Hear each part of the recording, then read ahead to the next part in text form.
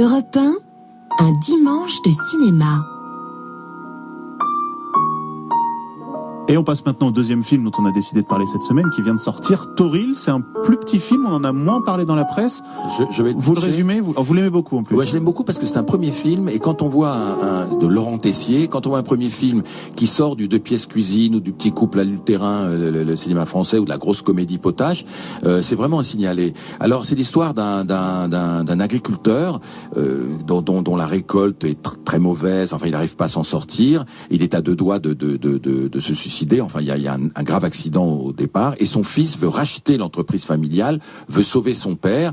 Son fils, c'est Vincent Rottier, qui est d'ailleurs remarquable dans le film, et il va s'acoquiner avec un méchant trafiquant de drogue, profiter du hangar de son père pour stocker de la drogue, et tout ça va l'emmener dans un engrenage infernal qui va être terrible. Alors, il y a un côté social dans le film, il y a un côté torride, viril, un côté abrupt, avec ce fond social, ces taureaux, parce qu'il y a une histoire, et on n'en dira pas plus. Il y a eu le Toril, c'est là où sont parqués les taureaux. Il y a une histoire assez terrible autour de ces taureaux.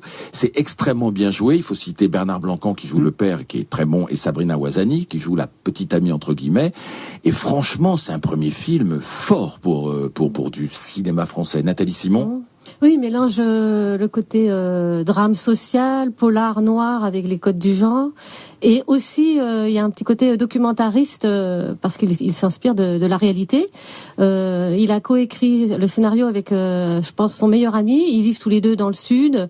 Ils connaissent très bien les agriculteurs, les vendeurs de fruits et légumes, et on cultive vraiment du cannabis dans le sud. Oui. Mais est-ce que c'est pas un peu fataliste? On a l'impression que pour s'en sortir dans cette histoire, il est obligé de passer par la case trafic de drogue, il a déjà fait de la prison. Ça se passe pas bien. Est-ce que c'est pas un peu dommage finalement? Dès le départ, on comprend qu'il va retomber dans le trafic de drogue. Et est-ce que on ne sait pas comment ça va se terminer, on le dira pas. Hein. Non, on va pas le dire, mais. Et puis c'est le prétexte pour parler comme du lien filial, d'héritage, de la terre, de la transmission. Non, moi je trouve au contraire que c'est très malin.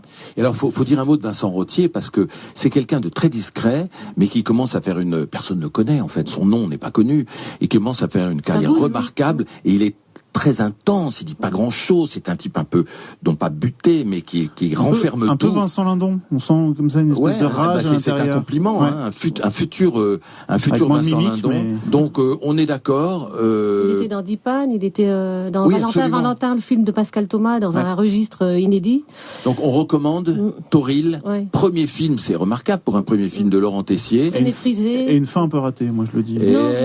Allez voir le film pour savoir si la fin est ratée ou pas, et on en parlera dans. Écrivez-nous, appelez-nous, on en parlera dans la prochaine émission. Est-ce que la fin de Toril est ratée ou pas? Dans un instant, on se retrouve pour la dernière partie de La vie des autres. Europe 1, 13h, 14h, un dimanche de cinéma. Bruno Kras et Mathieu Charrier.